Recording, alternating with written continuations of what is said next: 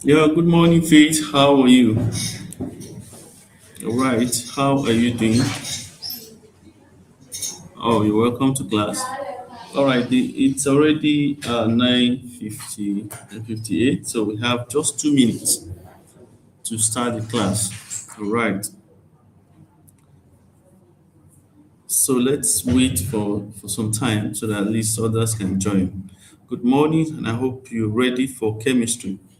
Get your chemistry writing materials, your notes. All right, and let's get started any moment from now. All right. Let's wait for others to join. All right, good morning. I want to believe you can hear me clearly. Good morning, good morning, good morning. Okay, Roya, good morning. Can you hear me clearly? All right, I want to be sure you can hear me clearly, you can see me clearly, and everything is on point. All right, so we can actually start. All right, I can see just two people. All right, so my students online now. All right, so let's see if we can wait for others to join. All right, that's okay. That's great. Good morning, good morning, good morning. You're welcome. All right, so it's already 10. All right, like I always say, I don't want you to cultivate the habit of coming late to class. Okay, so if you start now, most of the people that are not online, they will start calling us back because they will think they have missed a lot. All right, so it's important for you to come early to class so that we can start on the dot because we have a lot of things to cover now. Good morning, good morning. Alonga, good morning. All right, we're going to start right away because we have a lot to cover today, right? So we're going to start right away because we have a lot to cover. All right, some of you have not attempted the classwork or the assignment I posted on Padlet. All right, I think I'm topping the list and I'm looking for someone who will be able to beat me. All right, so if you're able to beat my record, because Kahoot rewards accuracy and speed. All right, I have both, and that's what JAM requires of you. That's the reason why I'm on top of the list. All right. I wasn't around for your last class because I went to register for job. You should have chosen another time. Roya, you should have chosen another time. But all the same, I think you have the recording on your um, dashboard, right? So it's important for you to know, please always learn to do the right thing at the right time. All right. So it's very important. All right. Very important. Okay. All right. So it's very important, very, very important to choose the right time. All right.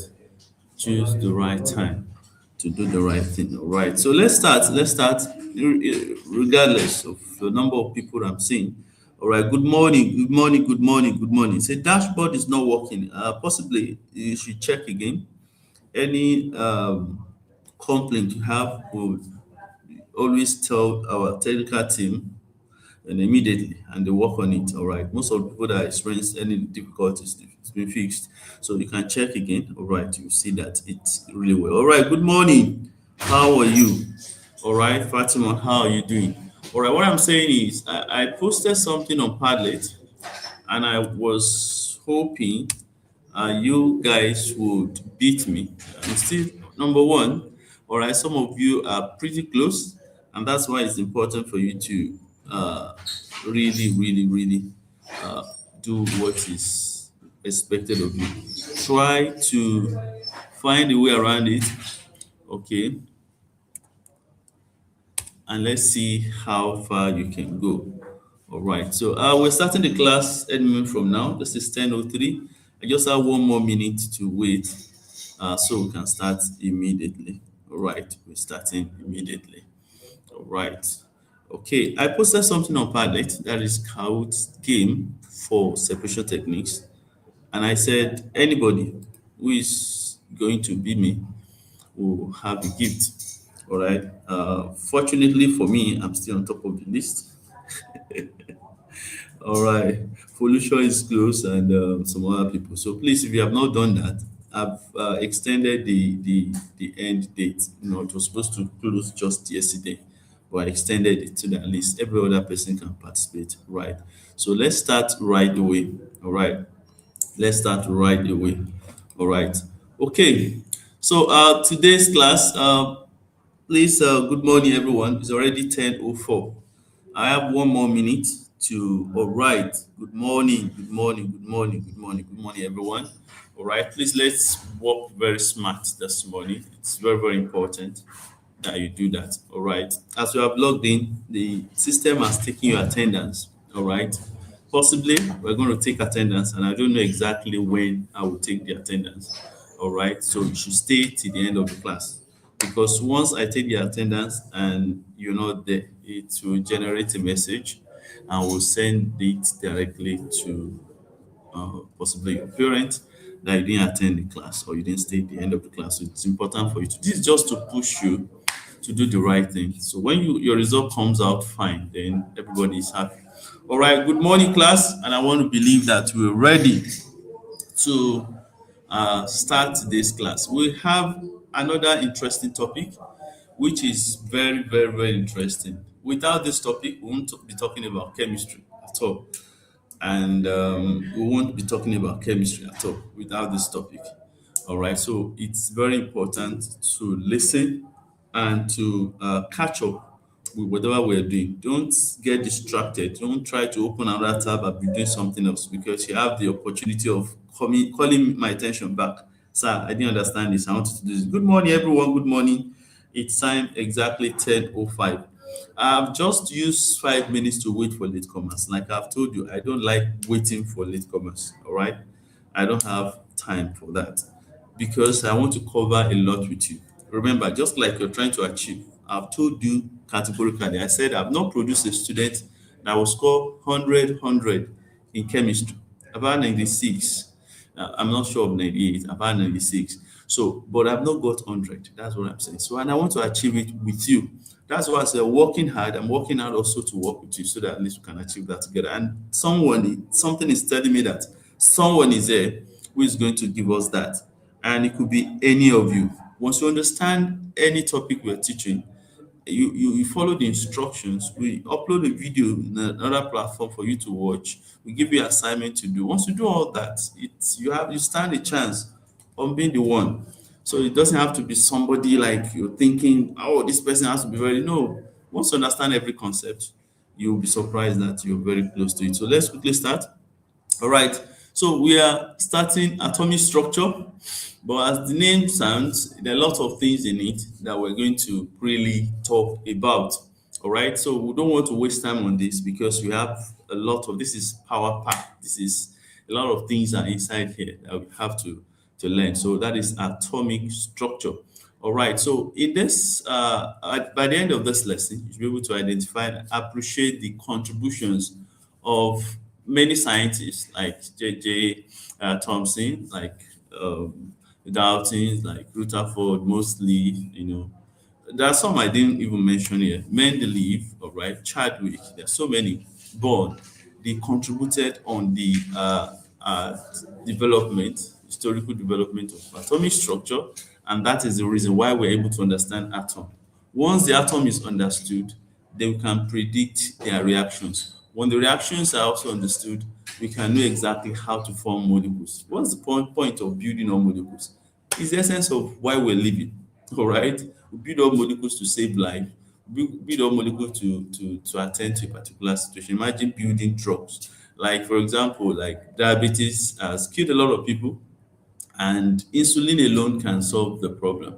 And insulin cannot be obtained directly from natural sources in the quantity required. We have to go to the lab to synthesize it, all right, make it, and the right quantity that everyone all over the world who will need it will be able to have access to it. So that is the beauty, all right. All right, some of us don't take time to appreciate some of these scientists and what they have done because we just came and we think everything is normal. Let's shut down all the advancements in technologies and all that, and let everyone, you can only use what you can create. You will see that you'll be able to use phone again, you'll be able to use a lot of things. These are the products of research by these scientists. So it's important for us to talk that. So we're going to distinguish between atoms, molecules, and ions. We reduce the number of subatomic particles in an atom. We explain isotopy and all that. We define orbitals, right electron configuration, and all that. All right. So we're starting right away with this statement. Everything you can see, touch, or breathe is made of something no one has ever seen. And this is magical. All right. That is the idea of what we are talking about. We're talking about atoms in its microscopic view. All right. You can't see something, you can't even feel it, you can't even touch it, you can only say it's around here. And most of the things that happen to us around us in our body, they are made up of those things. And some scientists worked on, imagine something you have not seen, something you can't feel, you can't touch, and you are saying how the thing will behave. Just imagine somebody you have not met, you don't know the family, you don't know how the person looks, you don't even know whether the person exists, and you start saying that the person will be wicked, the person will be nice, the person will be smiling. You think you are mad, but these are the successes that we have recorded in science so far. So for so many years, the concept of atoms, just an idea, like what is this? So until the idea was made concrete by a lot of scientists. The first one was just John Dalton. This is a gamble because when you just come and you say that all matter, they are made up of tiny solid spheres. You know, I say science laughed. It means like this is just so funny. How can you just say that? All right. So John Dalton actually was the one that opened our eyes to so many things that happen in science. All right. Because sometimes when you create curiosity, you may not be right, but you can just wonder like, why are we living? You know, it looks so stupid. Then you start wondering, oh, let's think about it. I've never waited to think about that.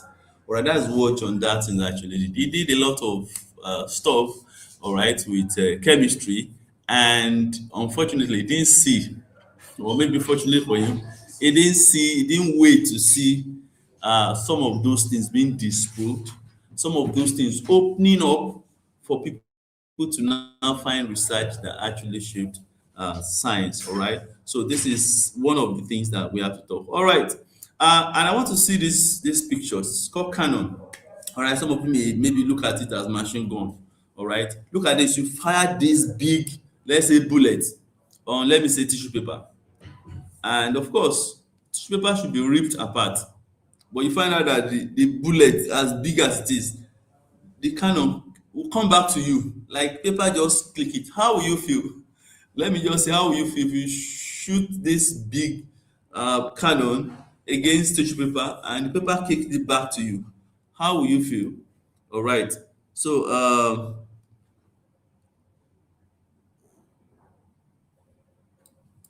okay. All right. So you are not seeing my screen. All right. Can you see my screen?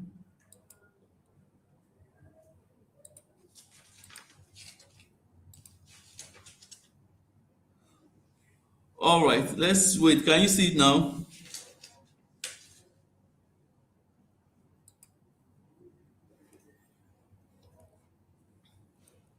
Can you see it now? All right, so let's wait. You should be able to see it now. Oh my God. So you've not been able to see my screen. All right, you can see it now, right? Yes, that's beautiful. Sorry about that. All right, so what I was saying is I started from everything you see, touch or breathe is made up of something no one has ever seen. And I believe that you heard the explanation very, very well. All right. Then, secondly, I mentioned about this John Dalton's gamble. All right. It's just like a gamble, but after making his real measurement experiment, he was able to come to the conclusion that all matter was made of tiny solid spheres. All right. And the entire world of science, they laughed at it because it was like, you know what you are talking about. All right. But later, we discovered that truly this is true. All right. And he said a lot of things that he made a statement. And later, that opened our eyes to study more. And at the end of the day, we find out that majority of it were not true, but he was able to stir curiosity. That is what and that's why it will never be forgotten. All right. He stirred up curiosity.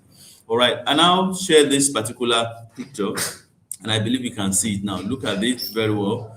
You see somebody firing a cannon against a tissue paper. All right. So that's how one scientist described it. You're going to know this scientist in the next slide. Okay. All right. So fire this against this and find out that the paper kicked this back. You know, you want to, so this is enough to destroy the building. And tissue paper just kick it back. You'll be surprised. That is what uh, Rutherford used when the statement he used when he carried out Goldford experiment. All right, Rutherford expected alpha particles to pass through, just like that cannon that you're seeing. All right, but unfortunately, to his greatest surprise, majority of it just bounced back. What does that mean? Gold leaf had some positive particles in it. All right, then for you to bounce back, that means there is repulsion. So that shows that that atom, that particles that he was expecting to pass through that gold foil, that shows that it had positive charge too, because positive charges will repel. So that's what caused that bounce back. And this led to the discovery of a small, dense, and charged nucleus. All right. So it was the one that now talked about the fact that electrons move around the nucleus, okay, just like the planet move around the sun. All right, so that is how Rutherford described the atom after such experiment. But he did not talk about the fact that when something is moving, classical physics will tell you that as you are moving, you are radiating energy. And once you lose all the energy, you should collapse into the nucleus. That shows that atoms should not exist.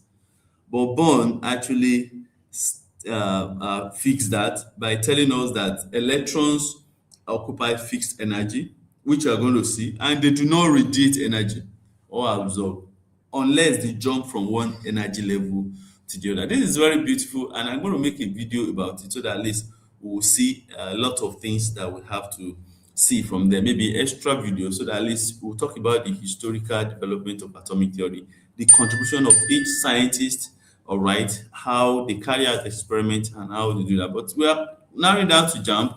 Number one, you must know exactly who discovered what. All right. For example, I want you to write down like Robert Millikan is known with his oil drop experiment. All right, oil drop experiment.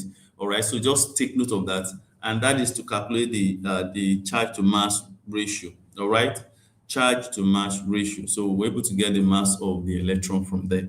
All right, mass of the electron, how heavy electron was. Okay, so let's take note of that.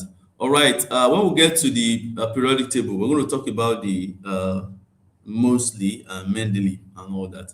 But that is just to show that a lot of them discovered these subatomic particles, and that changed the face of chemistry all at once. All right, so we are moving to atoms, molecules, and ions. And we're actually getting to the part that we have to start writing, start asking questions, and at the end of the day, we have to start learning. And we'll go to jump past question and we'll see how difficult and how easy this is after the end of this class. So please, if you know, I know all these things, why are we, don't worry, just sit back. There are a lot of things that I don't know that you will know right in this class, no matter what you think you know. So it's better for us to learn. Like I've told you, live classes for tutorial, they are structured classes.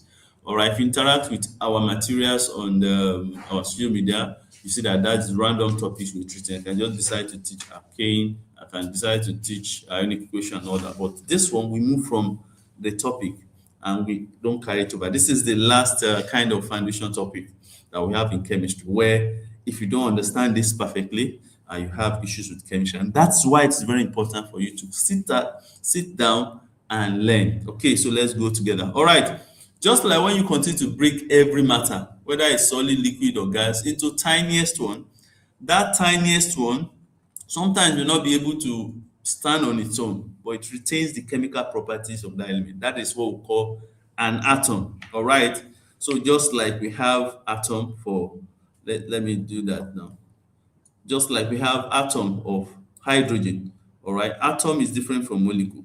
All right. Atom of hydrogen. Please look at it. Atom of hydrogen. That is it. All right. Atom of oxygen is this. Okay. Hydrogen alone and oxygen, they retain their chemical properties. But sometimes they may not be able to exist alone. Just like hydrogen will not want to stay as H, except we are talking about symbol. Hydrogen exists if you say hydrogen gas as H2 and O as O2. So this is a molecule of oxygen, while this is a molecule of hydrogen. While this is an atom of hydrogen and an atom of oxygen. So please take note of that.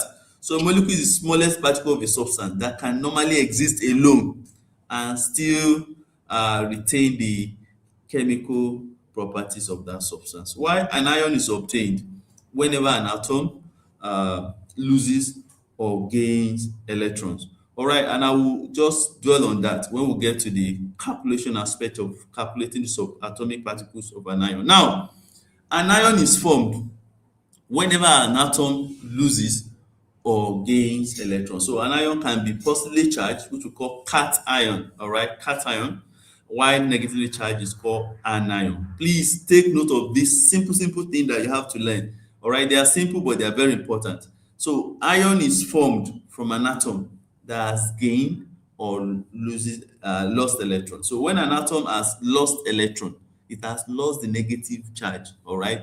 So that shows that it's going to be positively charged. When an atom has gained an electron, it means that you understand it has gained the negative charge. It's neutral before, because atom is neutral because of the fact that there is proton and electron, that is equality, they are equal. All right, so the positive is balanced by the negative. So when you gain electron, you become negatively charged. When you lose electron, you become positively charged. Okay, so based on the net charge that will happen. So let me just quickly tell you that if sodium has 11 proton and it's going to have 11 electron, that's why sodium is neutral like this. Okay, for sodium to become Na plus, okay, for sodium to become Na plus, it means that it has lost one electron. So this one will become 10. So 10 will cancel 10 from here, and you'll be left with one proton, which is positive. So you don't cram this, because most of you cram this part. Like say, okay, when an atom gains electron, what does it become? It's none of your business. Work it out. All right, you don't have to cram it. Atom is neutral. When it gains electron, that means it gains negative charge, it becomes negatively charged. When it loses electron, it becomes positively charged. I hope that is okay. All right, someone is saying no, sir. What is that? All right, so please let's move forward.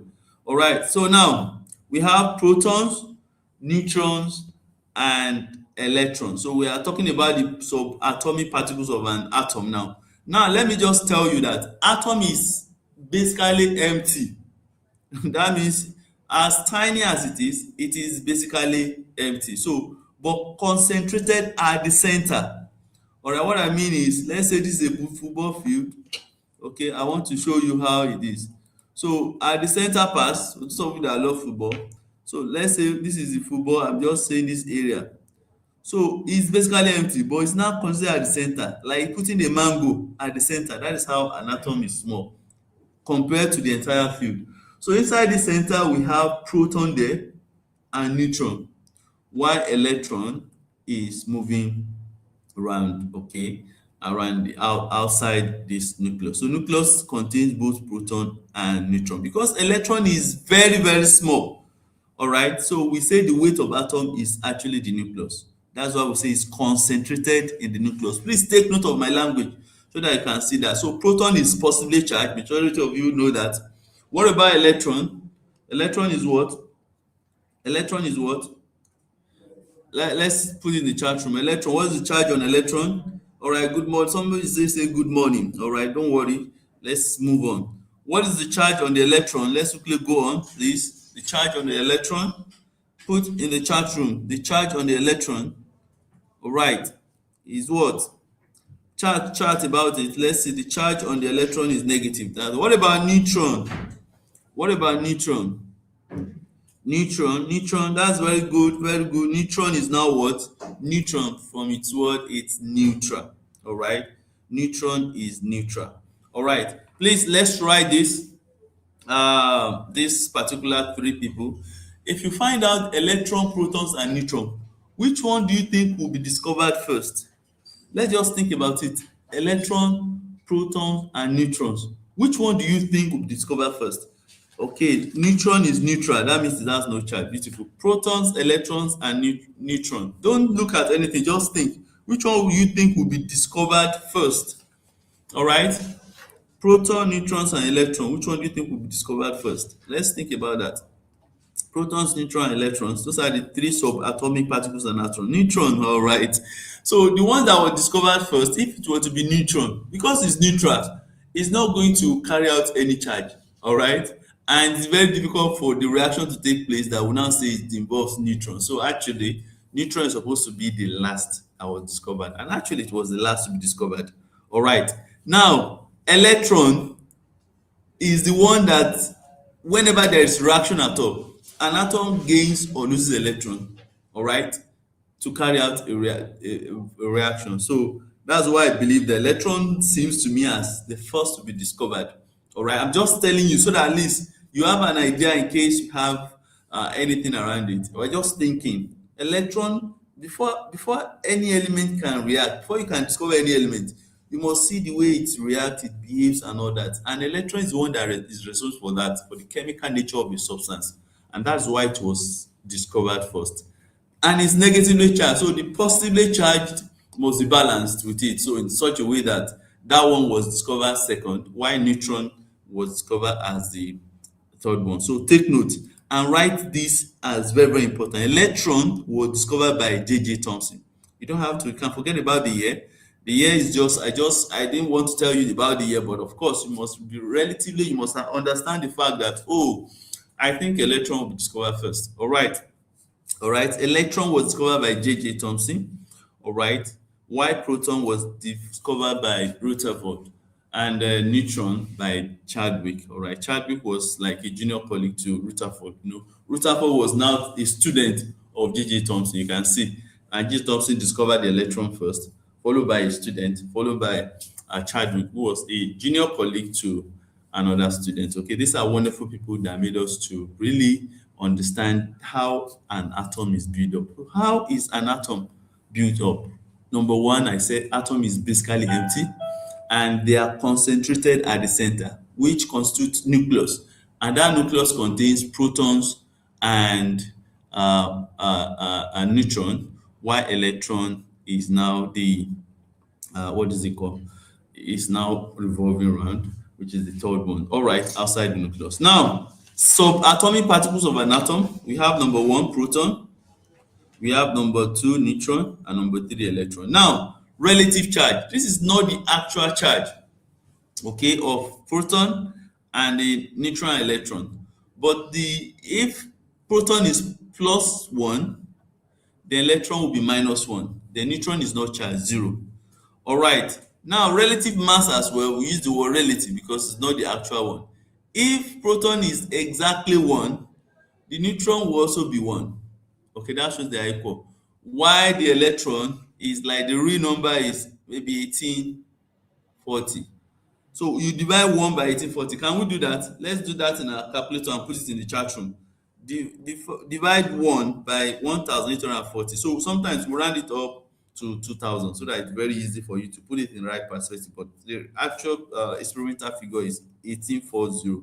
All right. So in some tests you see 1846 and all that. So divide 1 by 1840. All right. divide it. So let's see that. What do you get? Divide 1 by 1840. Let's see. What do you put that? Put the answer on the chat room. Okay, let's see that. Divide 1 by 1840, and let's put the answer. I just want to show you uh, how the relative mass of electron is. All right, 0.00. I love that. 5.4 times 10 per minus 4. Right. So you didn't put that. So 0.00, that is minus something. Just triple.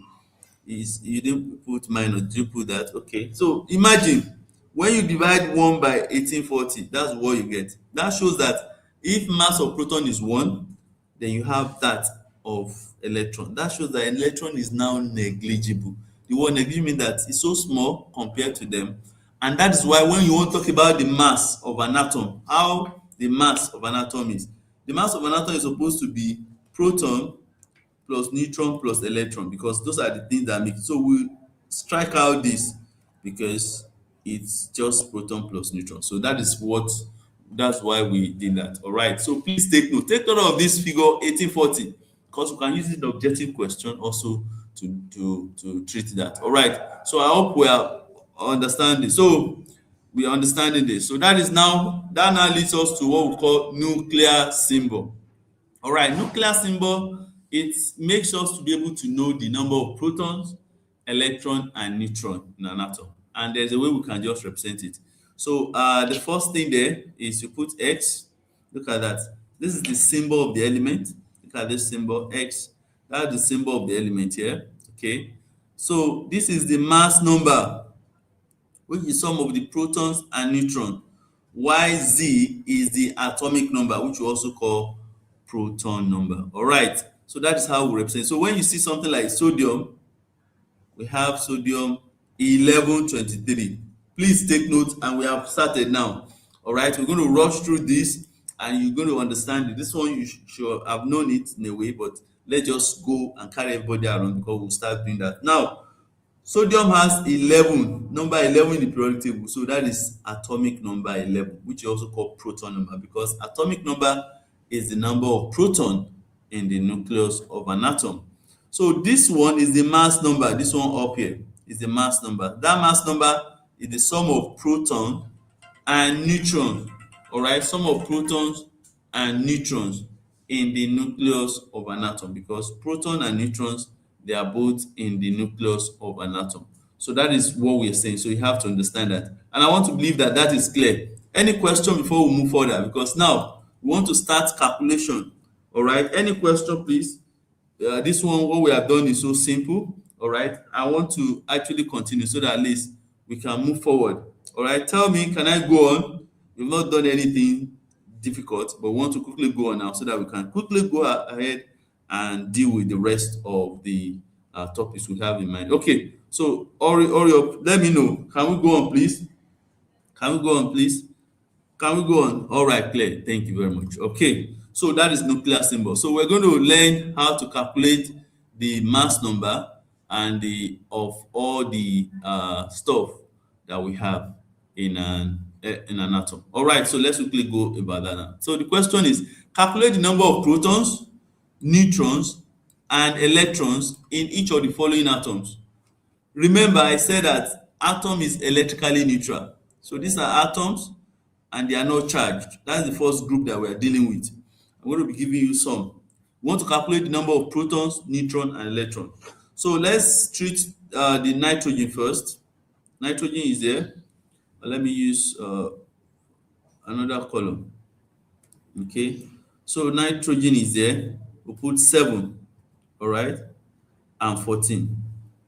All right. So what we want to do is we want to calculate the number of protons, neutrons, and electrons. All right. Look at this. That is the atomic number. That means our proton is 7. Okay. Because it's neutral, when the proton is 7, electron will be 7 as well. You can see that that is very simple. So because of this 7 down here, that's why I know that the number of protons and number of electrons will be equal, because nitrogen is not charged. All right.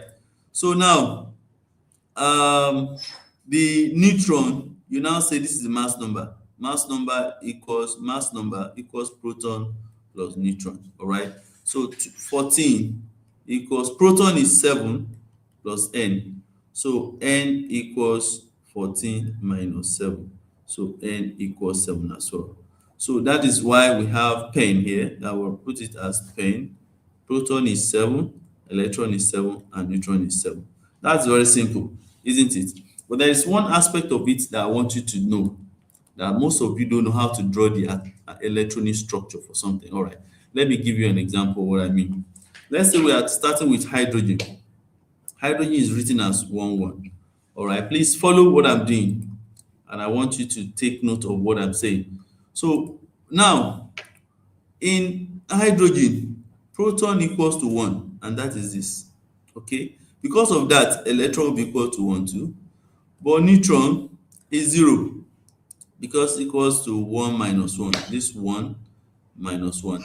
Or you can say 1 mass number equals proton plus neutron. You get neutron to be 1 minus 1, which is 0. Okay, so if you want to draw the atomic structure for that, inside the nucleus, we have proton and neutron. So proton, let me shade it. Or let me just put plus. Okay, then electron will be here. 1 1 electron. There is no neutron. So this is our nucleus, which is only proton and which is the electron. So that is it. If you move to helium, please let's do that together. Helium is 2 4. How many proton has helium? Oh yeah, please put it in the chat room. Let's quickly do that. How many proton has helium? What's the number of proton in helium? Helium is number 2. All right, drop it, be fast about it so that I won't waste time. Be fast. Okay, proton. Somebody wrote 3. All right, that's great. It's 2. All right, because proton is 2, so because proton is 2, electron will have to be 2 too. Electron will be 2 as well. So neutron is 4 minus 2, okay, which is 2. Okay, if you want to draw that, what you're going to do is, inside the nucleus, you have 2 protons and 2 neutrons. So 2 protons and 2 neutrons, that is it. The electrons are 2 minus. I'm just putting it like that. You can see this is the atomic structure for helium. All right, this is atomic structure for helium. I want to draw for lithium, and you tell me which one is correct. And you're going to pick it now, so that is the reason why I do this. Now, lithium is this guy, which is 7 3. Okay, so I want you to write PEN and calculate the number of proton, electron, and neutrons in lithium. 3 7. Okay, 3 for atomic number, 7 for mass number. What is the number of proton, electron, and neutron? That is pen in lithium. Quickly drop it in the chat room. I want to do something. I want to draw the electronic structure in 3 ways, and I want to see the one you will pick for that. All right, 3 7. That is the representation, nuclear symbol for lithium. All right, I want you to write proton, electrons, and neutrons. Let's do that fast. Okay, while I clean this board. All right, so let's do that. I will write it in 2 different ways, possibly 3, no, 2 different ways, and you tell me which one is correct. I will draw the electronic structure. Proton, neutrons, and proton, electrons, and neutrons. How many proton? How many protons? Proton, pen, proton, electron, and neutron. Proton, electron, and neutron. All right. So, all right. I think everybody is correct. That's beautiful. So let's quickly move on. Let me do this now. Okay, you tell me which one is correct. I want to draw it in 2 ways. All right. I want to draw it in 2 ways. I'm not assuming anything here because we are moving forward together. All right. So let's do this. Because we have lithium and 3 and 7. Proton is 3. Electron will also be 3. It's not charged. The neutron will be 7 minus 3, which is 4. So now I want to draw the first one, which is A. I'll call the second one B. All right. So proton is 3. 1, 2, 3. I'll put plus there. Then neutron is 4. 1, 2, 3, 4. All right. Then electron. Watch what I'm doing now. 1, 2, 3. I'll put minus there. Then diagram B, I do it that way too. Proton 1, 2, 3. That is the one that has plus plus. Let me put plus plus. Then neutron 4. 1, 2, 3, 4. Okay. Then I now put electrons. I put 2 electrons here. I'll put another one here. Okay, those are electrons. So which diagram is correct? Is it A or is it B? Which one is correct? For representation of the nuclear structure of lithium, which one is correct? Look at what I've done. I've done A and B. Put it here. Okay, is it A that is correct or B? All right, and tell me the reason why you have chosen A or B. Let's quickly do that. All right, let's quickly do that. The proton is, let me even shade it so that you can see that. Let me shade it. Proton is 3 here. Just take a neutron to be 4. I don't know. I've just put this one to be 3. Let's just the neutron to be 4. Okay. Electron to be that. Okay, which one is correct? Which one is correct? Okay, so let's pick A or B. Which structure is correct? Is there B, B, B, B? Anyone? Any other one? Okay, B, B, B. Why is B correct? Anybody with a reason? That's good. So that means we're going to run through this now. So carbon is proton is 6. Electron is 6. The neutron is 12 minus 6, which is 6. We're rushing now so that because we know this, so that we can quickly move forward. All right, proton of sodium is 11. Electron is 11. Neutron is 23 minus 11, which is what? Is 12. All right, I want to believe this is clear. Remember, these ones are not charged, and that is why the number of protons equals the number of electrons. And I believe that that is very clear enough. All right, that is big enough and clear enough. All right, so let's move again forward. All right, now these ones are charged. Remember, calculate the number of in the following ions. Like I've told you, an ion is formed whenever an atom has lost or gained electron. So the first example, I want everybody to listen now, especially if you have problem with this. Listen now. This is charged, but it has 2 plus. All right, proton is still 12. It will never change because that is the number of that particular ion in the periodic table. That magnesium is 12, all right?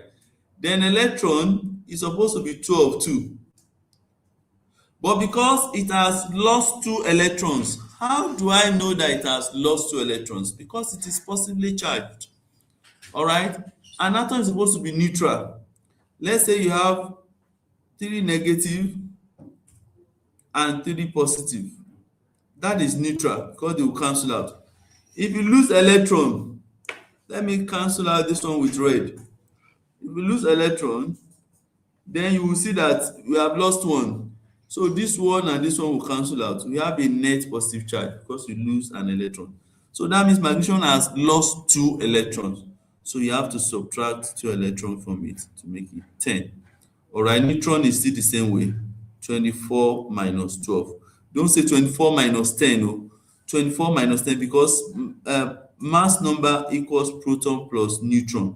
So 24 equals 12 plus n. So n equals 24 minus 12, which is 12. So n equals 12. Can you see the difference now?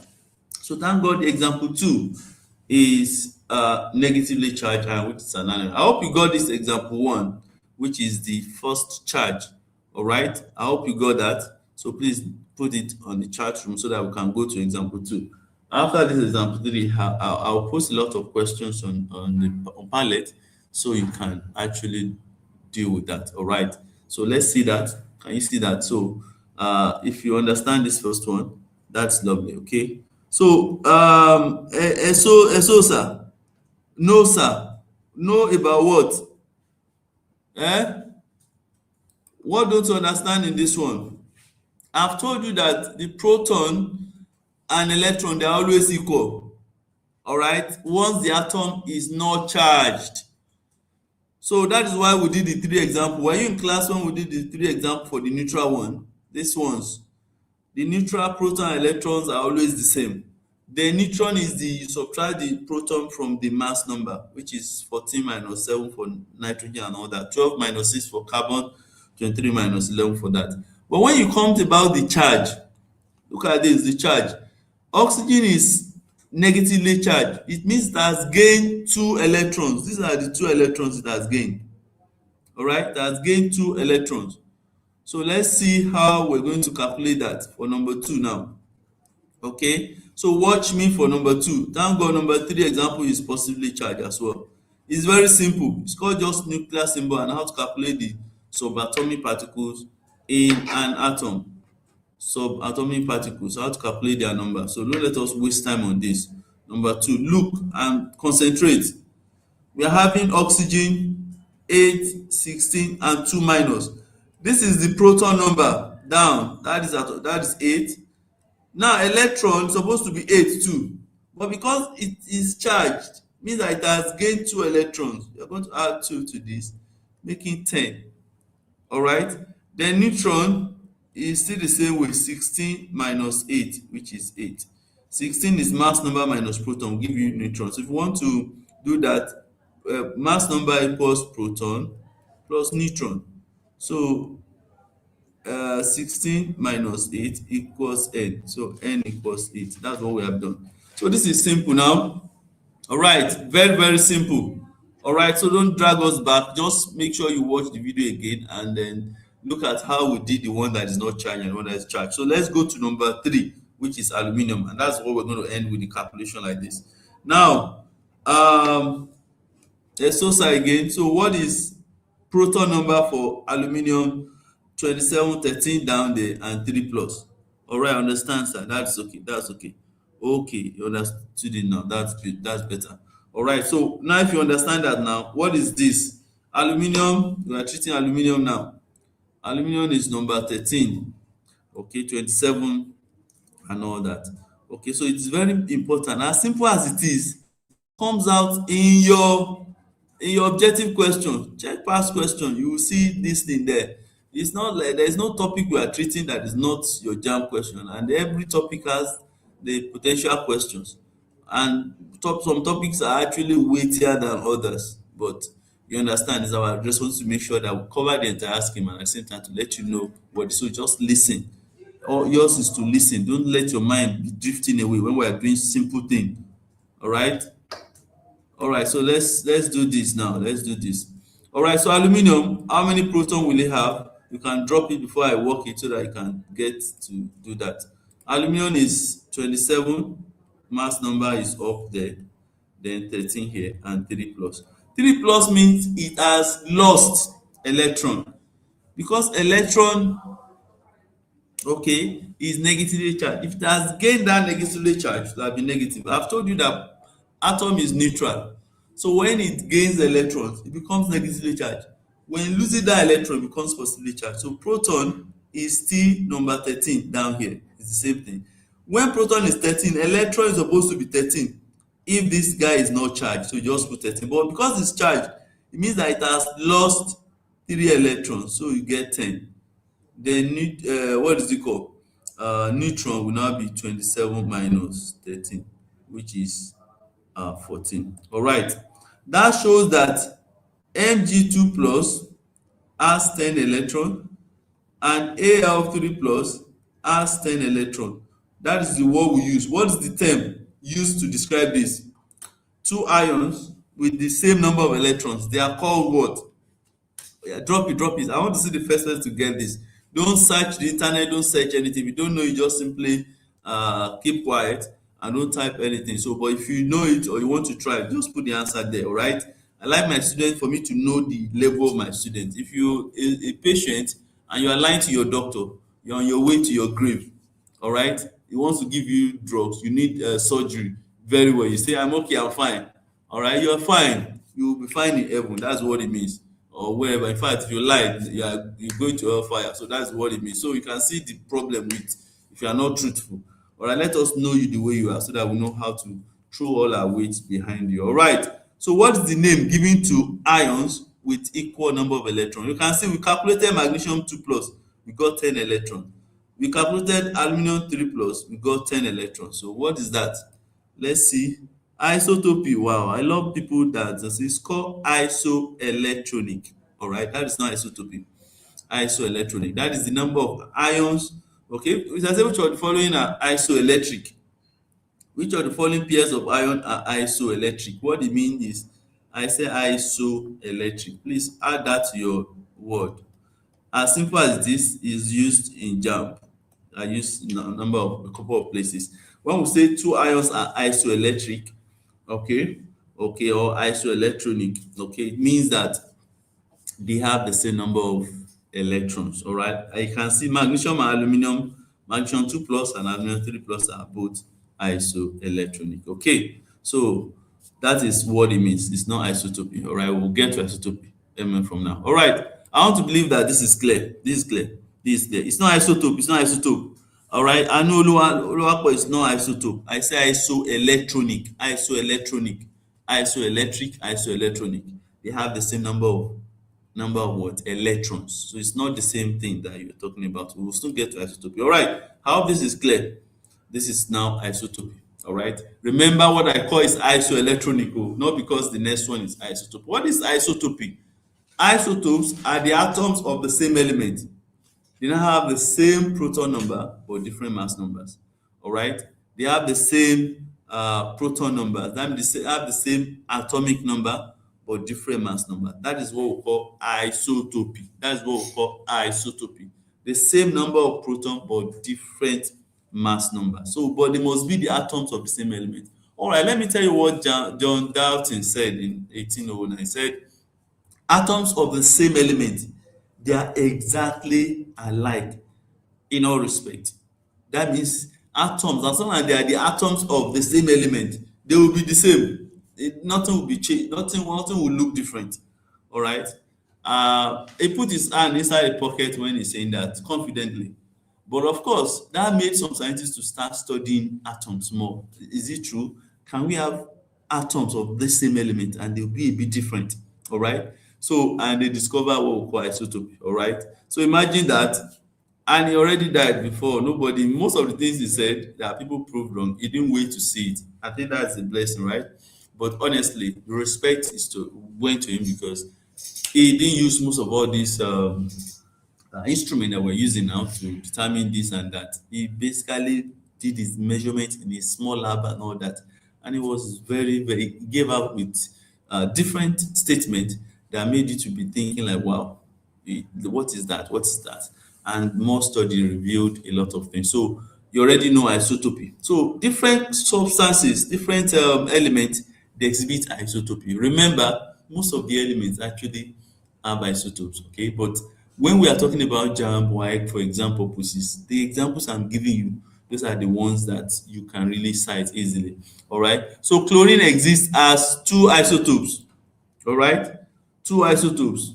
Just know what we're talking about. I say isotopes have the same proton number but different mass numbers. Okay, look at this. All right. I want to write chlorine now. Chlorine is 1735. Another chlorine atom now exists at 1737. And they are the atoms of chlorine, atoms of the same element. They have the same proton number, of course, because of the same element. Proton number does not change. An atom does not lose proton. Proton is in the nucleus. It's the one that is called that creates that magnetic form of attraction between nucleus and the electron outside the nucleus. All right, so it doesn't change. So, but when you look at this, you see that they have different mass numbers. This is 35 and 37. What's the other way of defining isotope or isotopy without talking about mass numbers? Who can see from what I've just written? Chlorine 35, 17, chlorine 37, 17. What's the other way that they can define in your JAMB question? They define isotopes and mass numbers will not be mentioned. Can somebody type it? Type it. Let's see. I say isotopes are the atoms all right, atoms of the same element with the same proton number but different mass numbers. What other way, if you don't want to use mass numbers, what other way, what can we use instead of mass numbers? Okay, instead of mass number, what else can we use? Let's quickly do that. Let's do that. Different number of neutrons. I love that. I love that. You can see some people have not seen that. Chlorine, do you have a whiteboard here? All right. Chlorine 17. Look at this. Chlorine 1735 and chlorine 1737. Now I want to calculate proton, electron, and neutron. The proton of this one is 17. Electron is also 17 because it's not charged, while neutron is 18. Now, proton of this one is 17, electron is also 17, while neutron is what? Is 20. Okay, so you can see they have the same proton number but different mass number. Okay, so that is what we call isotopy. Okay, different number of neutrons can also be used in place of different mass numbers. I hope that is clear. The different mass numbers constitute different neutron numbers. Okay, so that is it. So another thing you may now want to talk about is if atom, if actually they exist in two ways. It's just like you, they say you are two but you don't know your spirit is walking about too, or going to work or going to school. So you cannot be saying that you and your spirit can now decide, okay, I will go to school 3 times, maybe you go to school 2 times, all right, for me. All right, so that is what we call percentage proportion. If you go into nature and we pick 10 atoms of chlorine, how much of it will be chlorine 35 and how much of it will be chlorine 37? So we find out that 75% will be chlorine 35, while 25% will be chlorine 37. So that shows that chlorine 35 occurs in nature much more, okay, in proportion than chlorine 37. That's what it means. That's what we call percentage what? Abundance. The proportion in which they exist in nature. All right, that means if you randomly just pick any 10 chlorine atoms, 75% of what you pick will be, let's say we go to the field, we just pick, let's say we are able to pick like stone chlorine atoms 100. 75 of it will be chlorine 37, while 25 will be chlorine 35. That's what we call relative abundance. Okay, so that is clear enough. Okay, so that's percentage proportion of its occurrence in nature. That is the abundance. Okay, how abundant is this isotope relative to the other? All right, so let's go to another element that has isotope. Another one is hydrogen. Okay, hydrogen has 3 isotopes. Okay, hydrogen has what? 3 isotopes.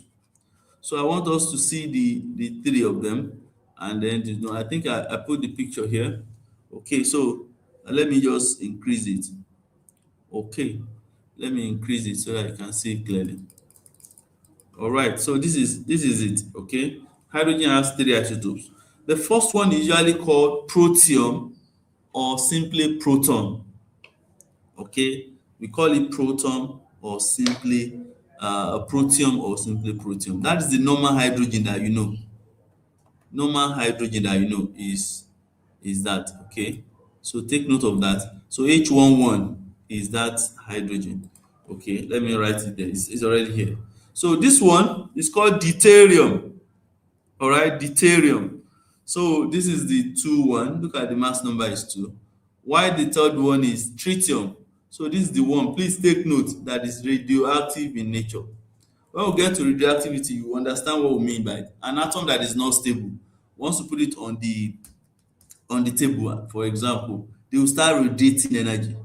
As they are radiating, they are reducing. They are losing another substance, okay, and they are reducing in mass.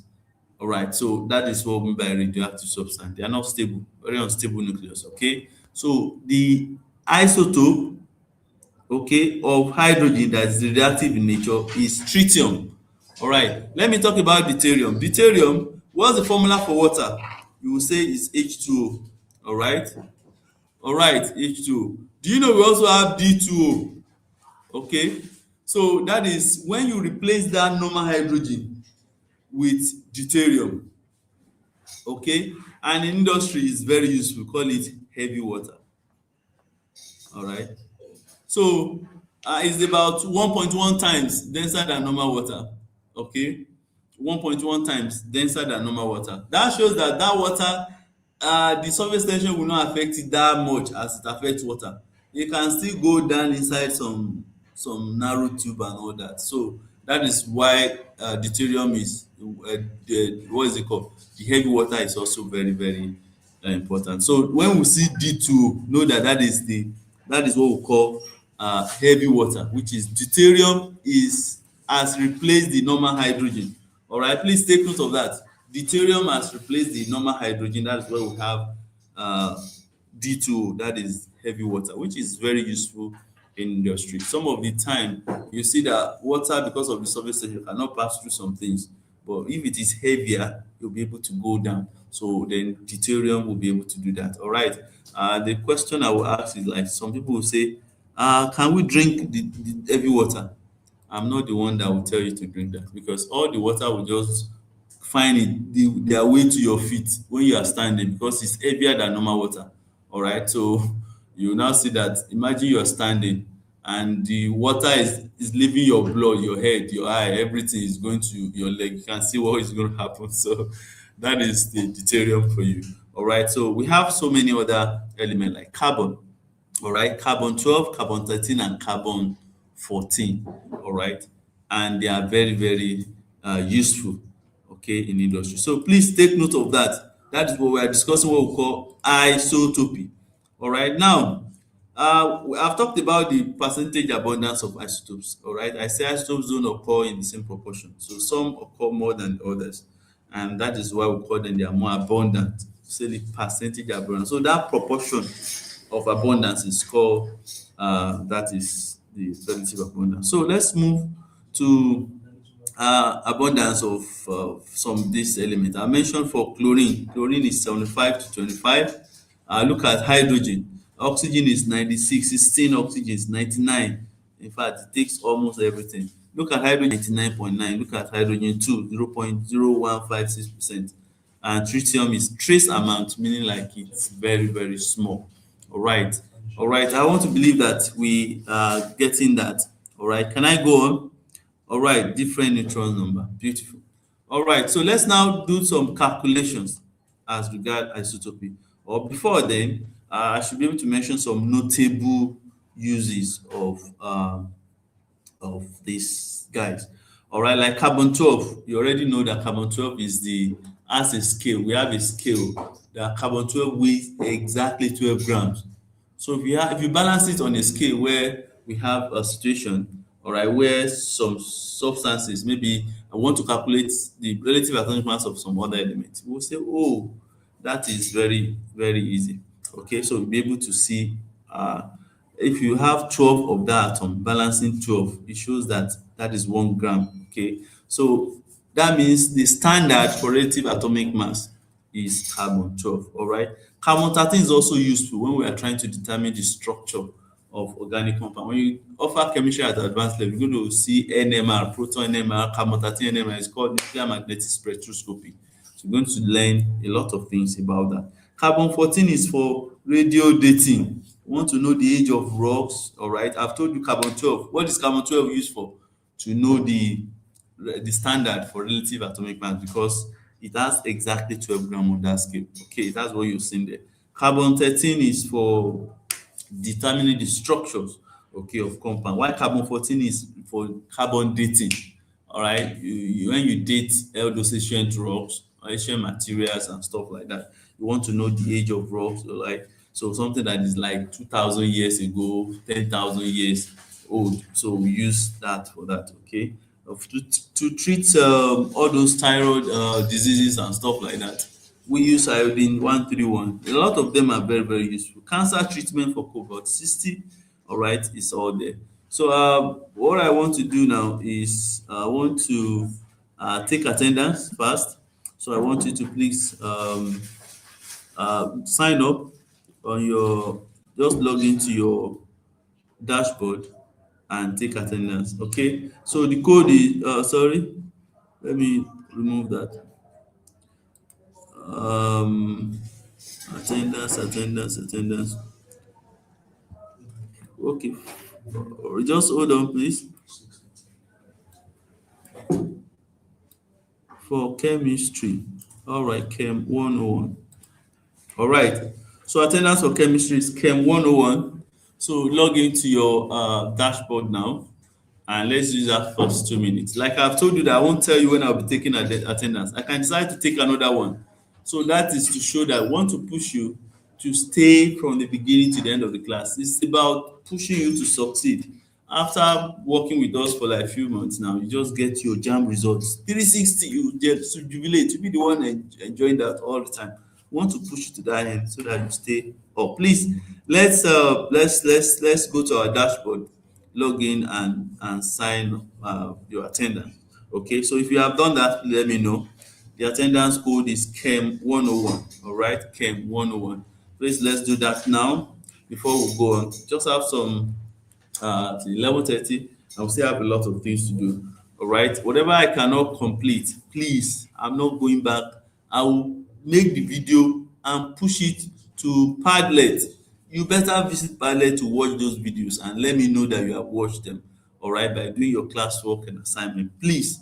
All right, 1 hour 30 minutes of class is not all we promise. We promise you a lot.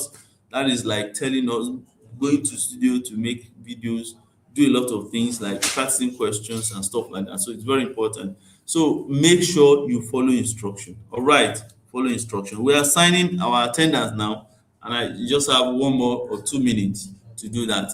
All right. So if you have done that, let me know from the comment section. If you have done that, let me know. Log into your uh, dashboard and sign your attendance. All right, so let's see how it goes.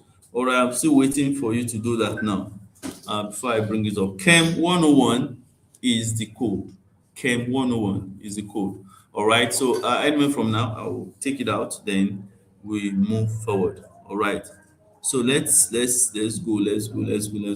Just have 1 more minute to do that. 1 more minute to do that. 1 more minute to do that. All right, 1 more minute to do that. Okay, okay. Let's go. All right. Can we move forward? If you have been able to sign your attendance, please let me know. All right. If you've been able to do that, let me know. All right. Let me know. All right.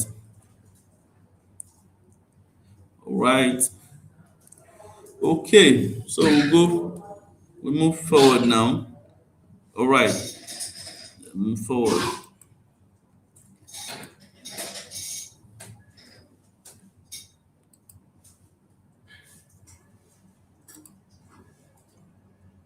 All right. So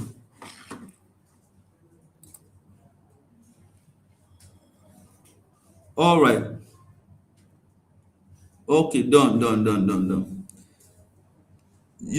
Sir, my dashboard is telling me to subscribe. Don't worry, our technical team, they're listening to me as I'm talking, so that will be fixed immediately.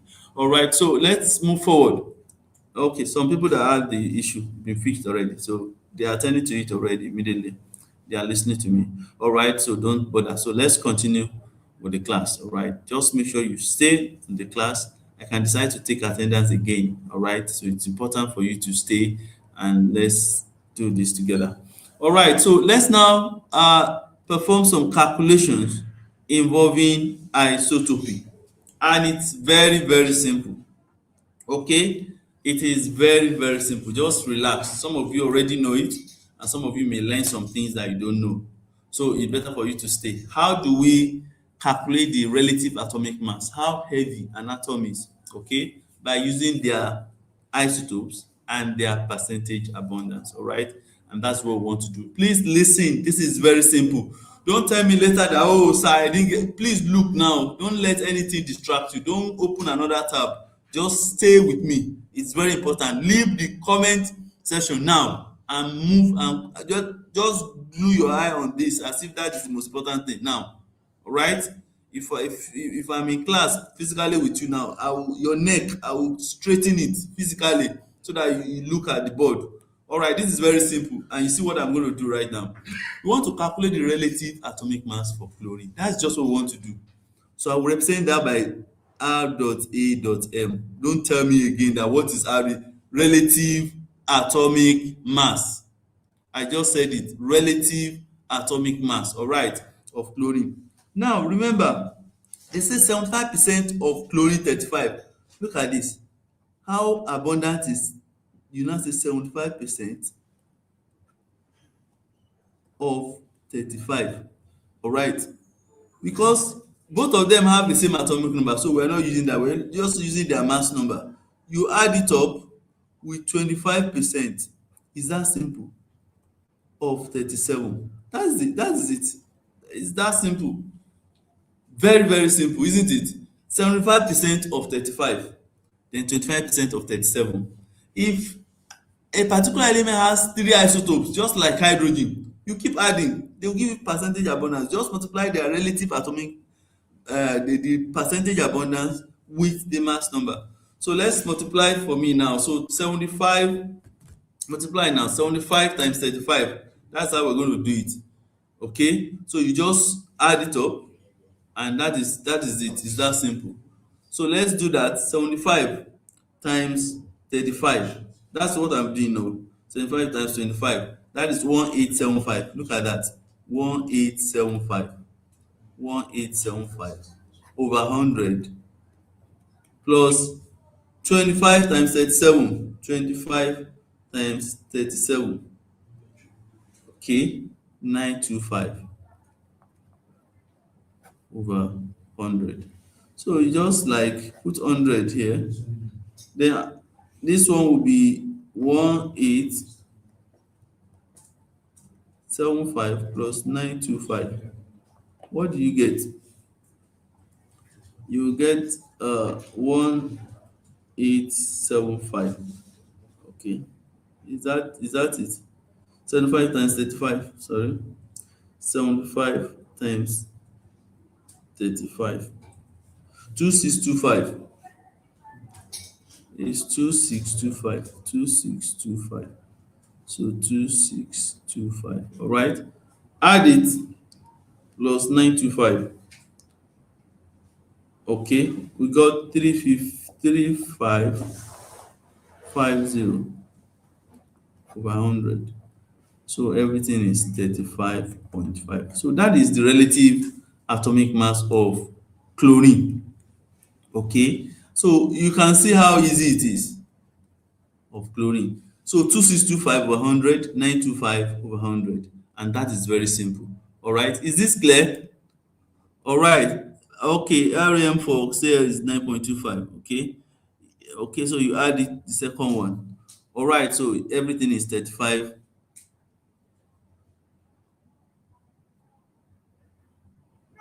Your word that you say. All right, so I don't understand what is this. Type it very well so that I can understand your word is. Oh, clear, sir. Clear, sir. Okay. So let's go on, please. So that is, let's see example 2. Okay. Now, the same chlorine and the isotopes, instead of saying in terms of percentage abundance, they put it in ratio. That is how abundant it is too, all right? And it's very simple. You know, some people that love percentage, just first of all, you work on ratio. What's the ratio? 3:1. So that is 3 plus 1, which is 4. Okay. For chlorine 35, that is 3 over 4. Okay. For chlorine 37, that is 1 over 4. That's simple. In fact, if you convert 3 over 4 to percent, that is 75. If you convert 1 over 4 to percent, that is 25. So you can work directly like example 1. But let's work with this ratio. So relative atomic mass will now be 3 over 4 of 35 plus 1 over 4 of 37. You're going to get the same thing. Work it out. 35.5 as relative atomic mass. I hope this is clear too.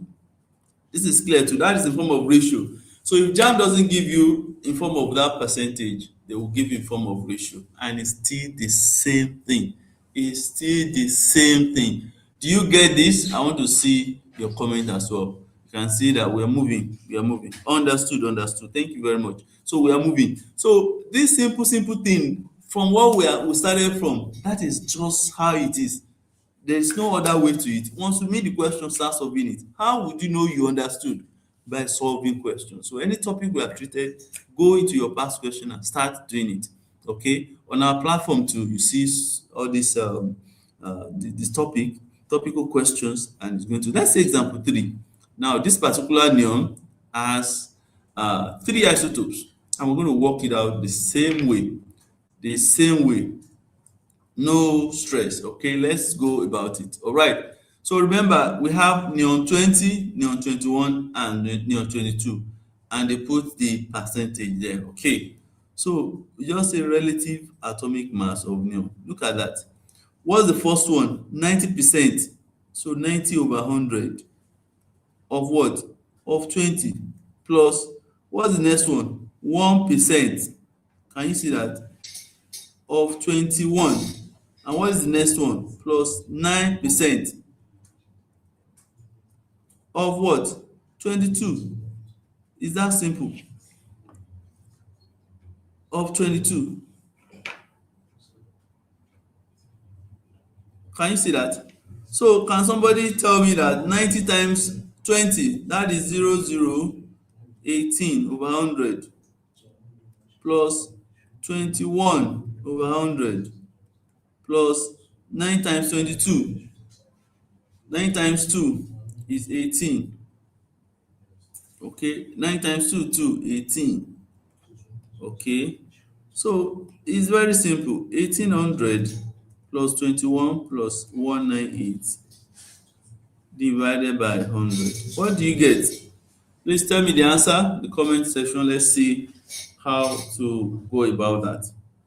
Oh yeah, let's go. What did you get? What did you get?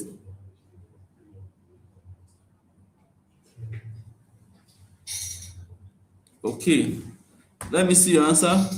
I've got mine. Oh, I love that. 20.19. All right, 20.19. Okay, 20.19.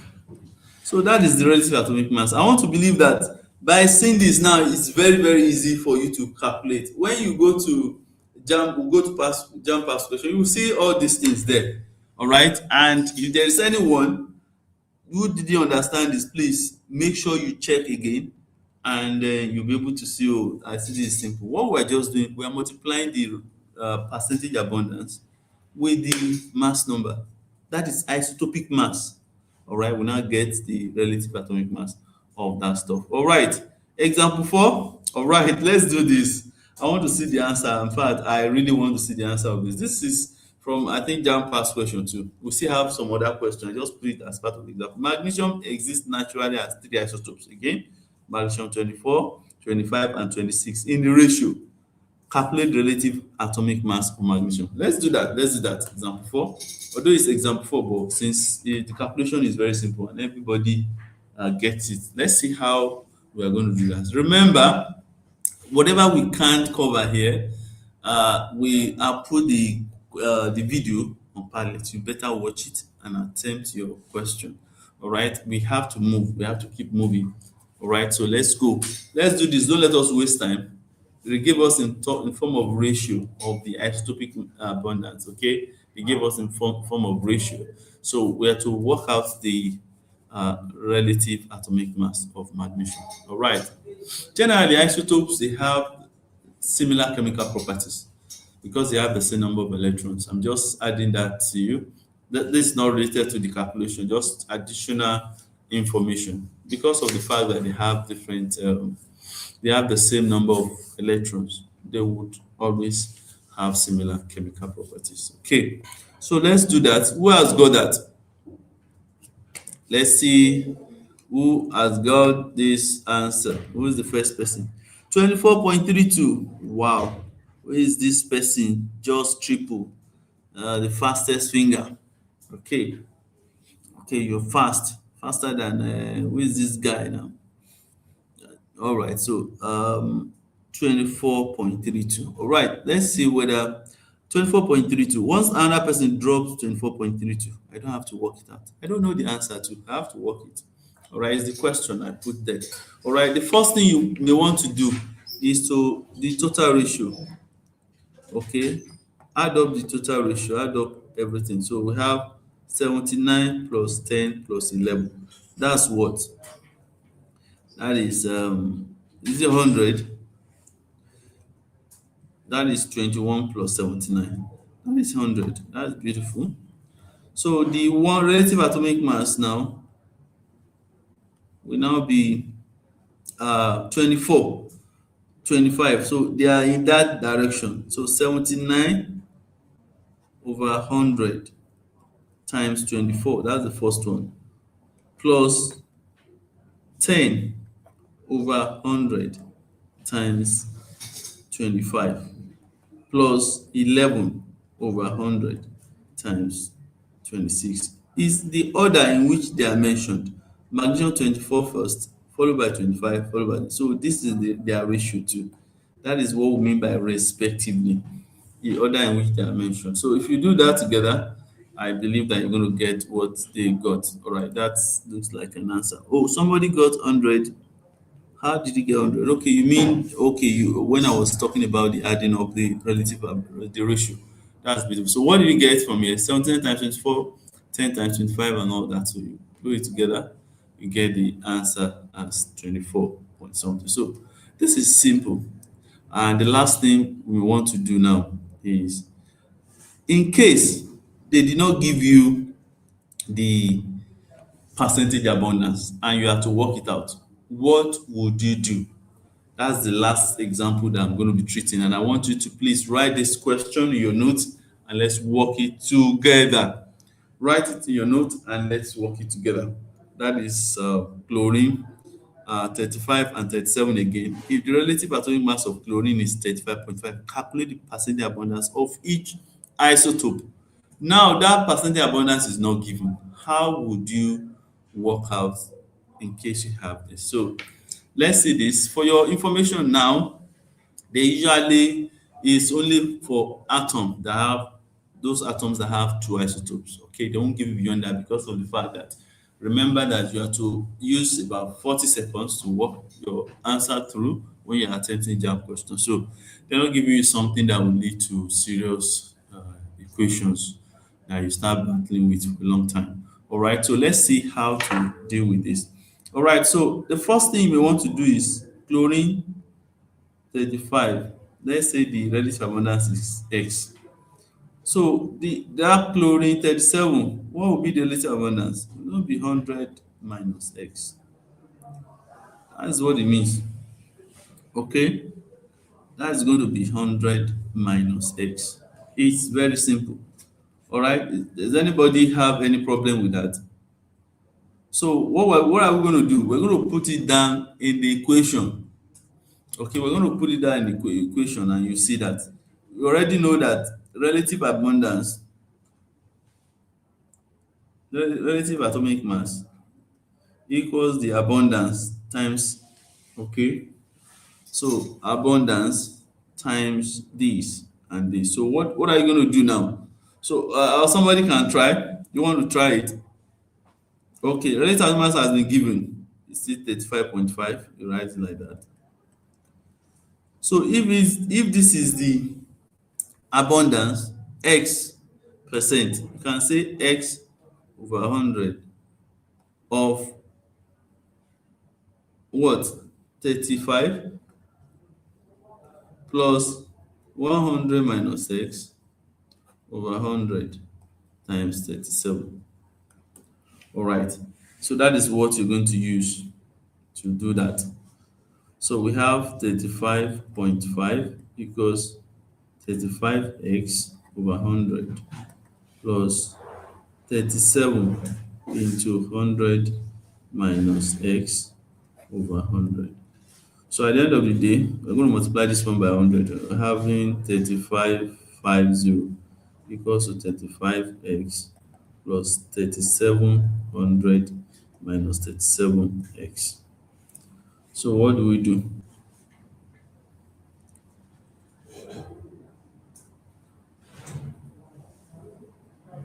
So we're going to shift it to 3550 minus 3700 equals to 35x minus 37x. We're going to get minus on both sides. So what is that?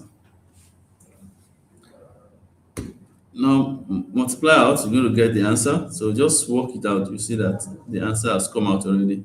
So 355 minus 3700. So 3550 minus 3700. So that is 150. Okay, that's 150 equals 35 minus this. That is minus 2x. Divide both sides by minus 2. So x equals to 75. So that is 75%. All right. So it's that simple. So since x is 75%, so this one will give you 100 minus 75, which is 25%. So I hope that is understood as well. Check, check, check. Look at what I've done. What I've done is very simple. I just say they didn't give us the percentage abundance of the two. I represent one with x, the other one will be 100 minus x. Since all of them, summation will be 100. All right. Abundance is in percentage. What percentage of this? All of them together will be 100. So now we multiply that. Is this understood? Check the equation again. It's just calculate. Is it understood? Yes, yes, let's go. Is it understood? So we'll move. Understood? I'm waiting for you. Is it understood? Yeah, that's beautiful. That's beautiful. Check it again so that you can go ahead. So if they give you in form of something like this, just make sure that you represent 1 by x. Another question is, what about if I say chlorine 35 is 100 minus x and chlorine 37 is x? Will I get the same answer? Let me just twist your head small. All right. Some of you have not been doing the thinking. I want to push ideas into your head so that at least you can think. Some of you, you're scared. I don't want to think. I don't want to start having a headache. What is your brain for? All right. So think. All right. So if I put chlorine 35 is 100 minus x and chlorine 37x, will I get the same answer? All right, I love that. I will get it because it's mathematics, all right? The mathematics will adjust itself as long as you follow the process. Because x 100 minus x and x is still going to be okay 100. 100 minus x and x will be 100, all right? So then, since 35.5 is very close to that 35 more than, so that is the proportion behind there, all right? So then you see that you still get the same thing. You will now get x to be 25. That's what you get first. The 100 minus x will now be 75 again, all right? So that is okay. So now we want to introduce you to the concept of orbital, all right? And unfortunately, we have just 1 minute. What do you see here? They say wanted, all right? FBI, they are looking for what? They are looking for electron. Electron, let's say, is a criminal.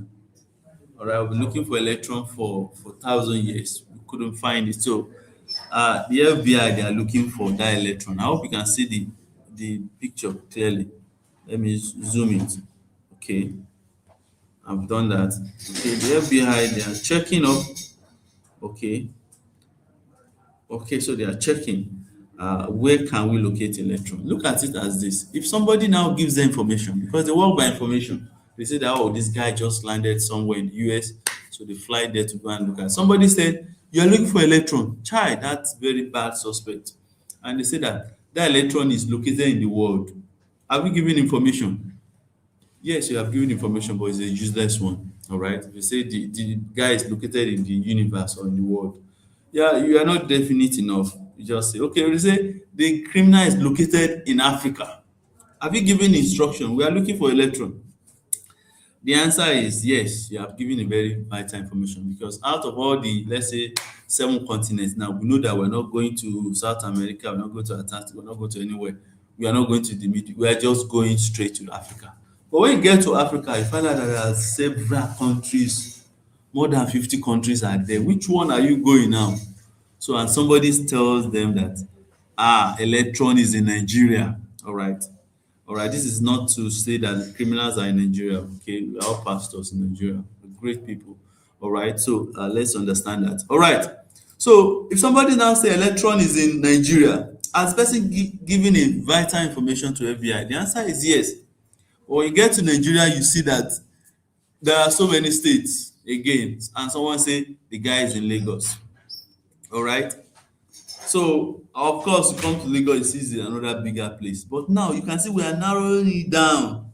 All right. So someone now say this electron is in a particular school, and they get to that school and they start looking everywhere. And someone say it's at the sick bay in the school.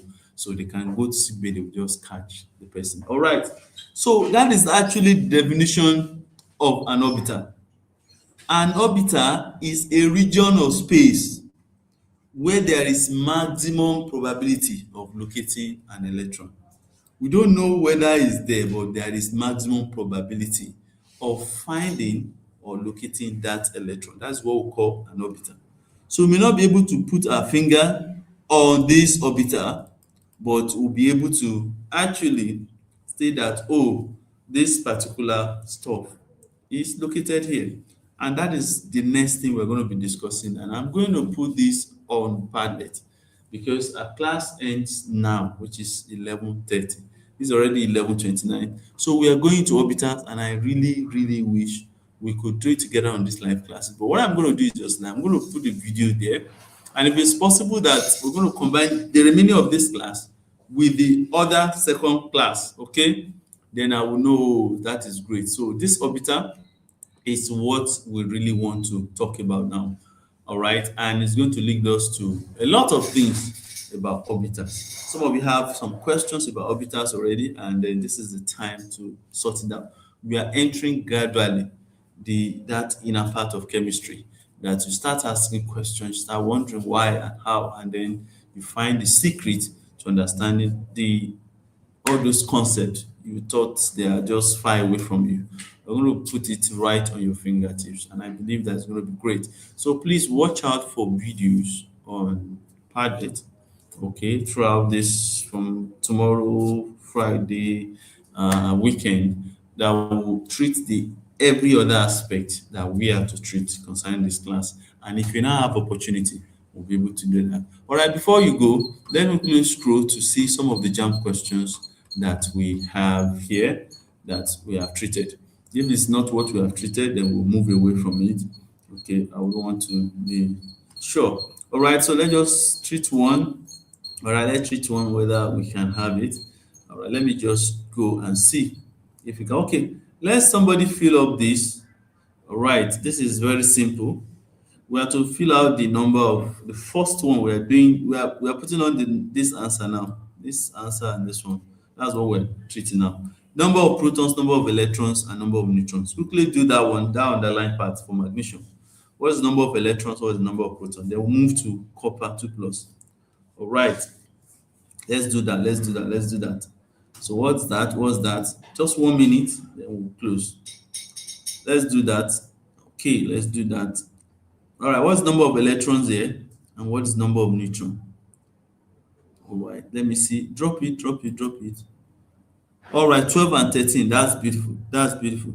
That's beautiful. So we're going to number this one now. The next one, I'll paint it in red. For copper, remember copper 2 plus is there. Let's say you should find the number of protons and also number of electrons. Okay, copper 2 plus is there. What's the number of protons there? What's the number of protons? What's the number of protons? And then we're going to end the class right away. What's the number of protons there? What's the number of electrons? For copper 2 plus, 2965. Right, so let's go, let's go, let's go, let's go. All right, copper 2 plus, 65, 29. All right, so let's move. 20. Number of protons and number of electrons. Number of proton is 29, number of electron is 29. Ah, Bola, that's a lie now. You're lying. That's not true. All right.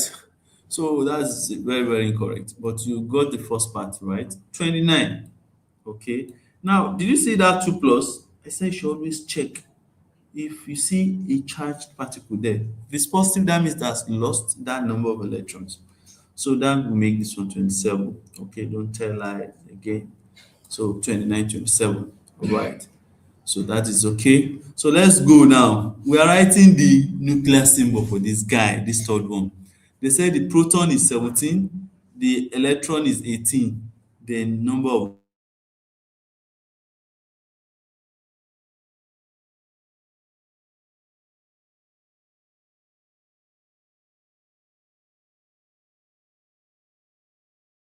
can still type it, we will understand. We will understand the issue. We will know. We will not take you to no, no, no.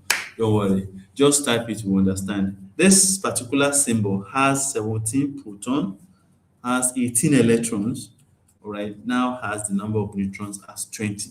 How would the nuclear symbol look like? All right, for those of you that don't know, you can download. No, no, no, this one is not something. Oh, don't start with me. This is symbol, nuclear symbol, something that looks like magnesium 2512. That's what you're typing now. They've given you all the numbers now, 17, 18, 20. They now said you should write nuclear symbol, and that is where we're going to end the class. Nuclear symbol will look like what? All right, all right. Oh, that's beautiful. I think the first person is Temitayo. That is really beautiful. Do you know I put a Kahoot challenge and I'm still the one, number one. Nobody has been able to move. No, somebody was close to my score. Remember, Kahoot rewards both speed and accuracy, just like what your jump requires. Okay, speed and accuracy. And I'm the fastest, I'm the most accurate. Number one, Dr. Jan. So challenge me. If you can pass my score, just request. I'm going to give you a gift. Okay, just send your account number. I'll give you something for gift to show that you're really smart. All right. So let's see who can beat me on that Padlet count I drop on the Padlet. All right. So let me write it. Someone has got it because it's number 17. That makes it chlorine. All right. That makes it chlorine. Is 17 because the 20 is neutron. That makes 137. 37 minus 17 is that because the electron is more than the proton that has gained one. Beautiful. I love that. Thank you very much for your active participation. I always enjoy the class with you. You guys are great. You're doing well. And I want you to know that if you want to actually experience a very great score in your jump, it's not a joke. What you do is you come very early to class, all right. Pilot, you come very early to class. That's very good. And at the end of the day, you understand everything we are teaching you, and you do your assignment and classwork. Do a lot of work, rigorous practice, and you understand that you're good to go. So I'm sharing the parallel link again. Okay, parallel link again. All right, so we can go. Thank you very much and enjoy the rest of your classes and also the rest of the day. See you on Friday.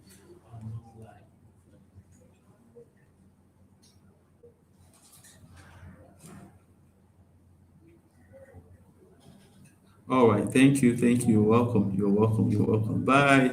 Make sure you that challenge is very important. I don't want to see myself number one. I want somebody that will get the gift from me, that will displace me. All right. Take care. Bye for now.